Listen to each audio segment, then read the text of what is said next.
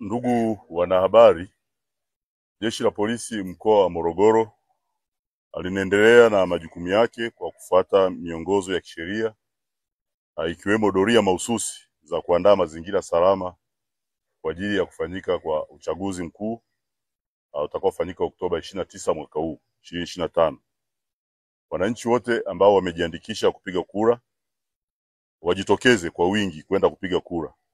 Jeshi la Polisi mkoa wa Morogoro linawahakikishia kuwa usalama upo wa kutosha na vyombo vyote vya ulinzi na usalama vimejiandaa vizuri kukabiliana na yeyote ambaye atathubutu kufanya vitendo vyovyote vya uvunjifu wa amani.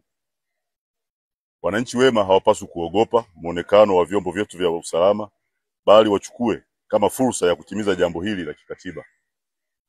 Mambo yanayozuiliwa ni pamoja na uhamasishaji wa maandamano, uhujumu wa miundombinu ya uchaguzi, uhujumu wa miundombinu mbalimbali, ufungaji wa barabara, kujeruhi au ghasia ya aina yoyote au uhalifu wa aina yoyote ambao utasababisha uvunjifu wa amani au ambao utatafasiriwa kuwa ni jaribio la kuvunja au kuvuruga amani.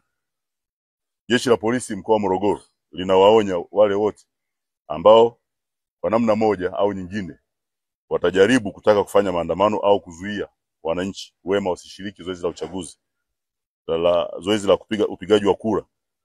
Watadhibitiwa kwa mujibu wa sheria na watachukuliwa hatua kwa mujibu wa sheria.